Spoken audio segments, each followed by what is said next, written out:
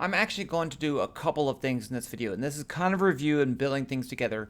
But I'm going to show you how to build a data in the list, which is very useful for finite difference calculations in Python. And I'm going to show you how to make an animated graph. And you might think those things are not really connected, but if you want to make a wave on a string, then you need these tools. So I don't want to show you how to make a wave on a string. I want to show you the tools to make a wave on a string. Okay, so another important thing, just to be clear, I'm using webVpython, formerly known as Glowscript. And it's not the same thing as using NumPy. Some people call it NumPy. I like NumPy because it sounds fun. It's not the same because really this is web-based Python, and it uses the lists are not the same as arrays in Python with NumPy. But we can make everything work. We can get it to work, and I really like it this way because it's not so. It just makes more sense to me. It's simpler. So let's start. I want to build. Suppose I want to have some data values between x equals 0 and x equals 1, and I want to make that as a list. So let's just make a list, and then we'll fill it in, and then we'll do everything that we need to do with that. Maybe I should make this a little bit bigger. Bigger? That's good. Okay. So let's just say this. I'm gonna say L equals 1, that's how long I want the thing. And then dx equals 0.2, that's the step size. So I want it to go from 0, 0.2, 0.4, 0.6, 0.8, and at 1. That's what I want to do. So the first thing I'm going to do is make a list. So x equals an empty list. I'm going to start with an empty list. So there's nothing. And if you want, I could do print x, and we could just see what it looks like. And you get nothing. There's nothing there. I didn't put anything in there. Okay. I could add things to it manually. I could say something like this. X equals x plus the number 22. That's 33. 22. And then I could say x equals x plus the number 22.1. I'm making up stuff here. And now if I run that and print x, it's going to have those two numbers in it in that order. Just like that. Okay. Now, yes, you could use the append x.append and add things to it, and that's fine if you want to do it. I like to do it this way. Visually it makes more sense. You don't have to do that append function. You're adding on a list to another list. You can actually add two lists together, and it just does that. It connects them together. It's pretty cool. Okay, so there's my empty list. Now I want to make it evenly spaced. So here's where we're going to do that. So let's do this. For xt in range, I'm just going to put 0L dx. So this range function, this says make these variables xt and make it in this range going from 0 to L and a step size of dx. And let's just print. I'm not going to add it to the list. I'm just going to print. Let's even write it like this. Xt, which is the T stands for temp, equals xt. And let's run it so you can see what happens. So it says x equals 0, 0.2, blah, blah, blah, up to 0.8, but it doesn't go to L. So if I want to use this to make my list, it's not going to work because I didn't get L. I want 0 to L. This goes 0 up to L. Okay, so I can fix that by just doing this, L plus dx. Now if I run that, now I'll get 0, 0.2, 0.4, 0.6, 0.81. So that's what I want. But now I want it as a list. So let's add this as a list. All I have to do is say x equals x plus xt, and then I can say print, no, what the heck was that? Print x equals the list x. And there you go. So now I have a list. And if you're not familiar with lists, you can address an item in the list. I can say print, I don't even write this, let's just say print x0. X0 this is the first element that I can get into. I can go by their index number. That's 0, 1, 2, 3, 4, 5. So print x0 should be 0. Print, let's do x2. X2, that's 0, 1, 2. That should be 0.4. So this should print 0 and 0.4. Okay. And also, you could print 5. Here's the little trick. I can print the last element as -1. -1 is starting from the left-hand side going backwards. So -1 would be the last element, and that's 1. Okay, so there we go. So anyway, I have my list. I can change this to any value that I want, 0.1 or whatever. So that's making a list. Now here's one of the things that we do a lot, and that's have two lists, and I want to set one list equal to another list, and there's a special way to do that. So let's make a second list of the same length, okay? But I'm going to make it just a whole bunch of zeros. So I'm going to say x2 equals blank, and then down here I'm going to go through the same thing. I'm going to say x2 equals x2 plus, I'm just going to add 0 to it. And then I'm going to print both of those. Print x equals x. Print x2 equals x2. So there I have my 0 list. And they have the same number of elements in there, so that is important. So now how do I go through and make all of these x2 values equal to x1? You'd think it makes sense to do this, to say x2 equals x. And you can do that. But if you do that, it doesn't really make them the same. It points them to the same location. So if you change one, even after that, it changes the other one. And we don't want that. We want two separate lists that just happen to have the same thing. And this is important for finite difference calculations. So instead, I can do this. For I in range length of x. So this will go through the whole length of x, and I will be 0, 1, 2, 3, 4, and let's just print out I, just so you can see that it does indeed work. So I is 0 through 5 right there. Okay.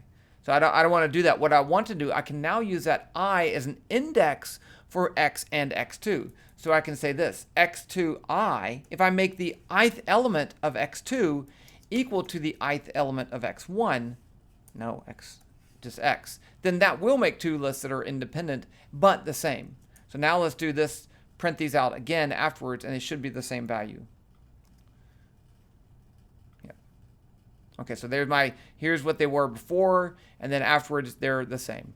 So I set those two lists identical. Okay, I think, oh, there is one other thing that does come up. How do I go through these x values? But I don't want to go through the first or the last. And again, if I have like fixed boundary conditions where the first x and the last x are set, I don't want to change those, not the x's but the f's. Let's do this. Let's make another list. Let's make f. F is an empty list, and I want to make a function. So let's make let's say for, actually I can do it up here. I can do it in the same list. When I make my x's, I can make an f too. F. I'll leave the x's 2, 0, even though I don't care. So f equals f plus, I can do something like this. Let's say y squared. 2 times, let's say 0.5 times y x squared. So in this case, I can just say xt, because that's the number I'm on, squared. So if I plot f versus x, it should be a parabola, and that's what I want to do. I want to make a graph of this. Let's just print that out, make sure it works. Print f. Okay, so that seems like it's working. And you know what I should probably do? Save. Lists and animated graphs. Okay, I told you I was going to make a graph, but I forgot I was doing something else. I want to go through all the elements of f except for the first or the last. I'm going to print out everything but the first and the last, because that's something that we could do. So I'm going to say for I in range 1 to the length of f minus 1. And let's print I. So remember, if my f had 0, 1, 2, 3, 4, 5, so this should go through 1 through 4. So it didn't include the first one, it didn't include the last one. And how that worked was that I started at the number 1, I didn't start at 0, and I didn't go to the length of the f, the list of f. I went 1 less than that. Okay, and I didn't put a number there, so it went by 1, because if I don't tell it the step size, it assumes it's 1. I mean, I could put 1 here and it did the exact same thing. See? But I'm lazy. I didn't put that. I should leave it there. Okay, so that's how to go through, and then I could do something like this. Print fi equals space fi. And it won't print the first one. It won't print the last one. So there you go. So that's how you go through just part of the list. Very useful. Okay, now let's make a graph of f versus x. So I want to go through all the x's and all the f's. So let's make a graph. I'm going to go up here and say f1 equals g curve, and I'll leave it like that. Make it as simple as possible. Down here, I'm going to say for I in range, the length of x. Right? I want to go through all the x's. So I will start at x at 0, go to the length of x, and by units of 1. So now I can just say f1.plot. What x coordinate do I want? I want to plot x. I want to plot the ith element of x. So it's going to be xi. And then I want to plot fi. And that's it. It should make a graph. Should. Yeah, there you go. Parabola. And I have a very small point size, and that's fine. I could change this to 0.01. There you go. Nice. Okay, so that's how you make a graph. But how do you make an animated graph? So to make an animated graph, what you need to do is to have this thing called use f1.data. f1.data is a list of all the points. In this case right here, if I do this rate 100, it's actually going to plot do this loop 100 times a second, but it won't. Let's do a little bit slower than that, 50. And you can see each point being plotted. See, it doesn't just plot it all at once. But if I do it all at once and do it a whole bunch of times, I can actually animate the graph. So in order to do that, the first thing I'm going to need is time. Time equals 0. And a time step, let's say 0.01.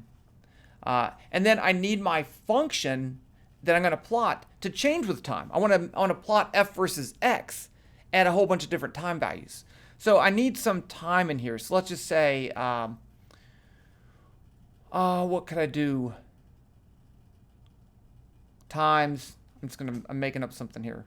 Let's put sine of 0.2 times t times that. I don't even know what this is going to look like, but time is going to change. Okay. So at first, time is 0, and then later time will change. Okay, so I'm going to get rid of this plot right here, and I'm going to do the following. I'm going to make an empty list called f data. This is where I'm going to put my data to plot.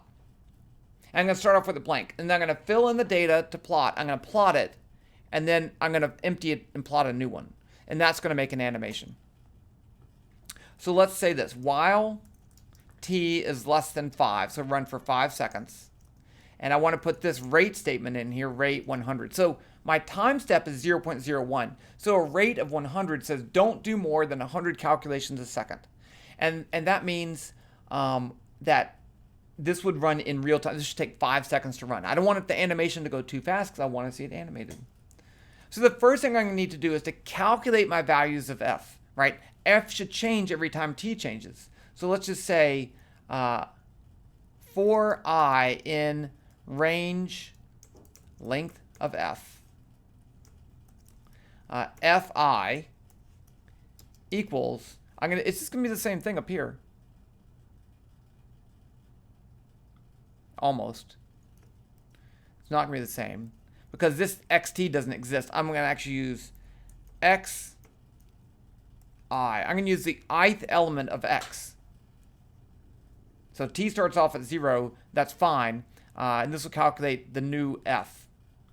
Now I want to add that data point to my empty list, f data. Actually, this f data needs to go down here. Now I want to add that to my list. I can do this in the same range, actually, the same loop. So I'm going to say f data equals f data plus. Now I want to add a list inside of a list. I'm going to make a list of lists. And each mini list is going to be my x coordinate, my y coordinate that I want to plot. So I'm going to make a list, and then inside that I'm going to make another list of xi, and then my y coordinate is going to be fi. So this is my, right here is my list of 2 elements, and it's going to add it to my list. So after that, I'm going to get a bunch of ordered pairs, essentially. And that's that. Then I'm going to actually plot all of that at one time. So once I have that list, I can say f1, the name of my graph, dot data equals fdata. That's just going to plot it right there.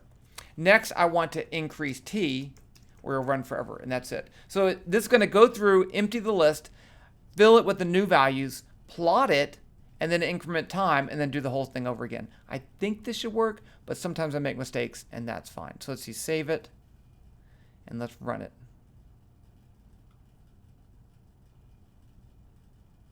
And see, that is animated, right? It should go back down, I think. Why does it keep going up?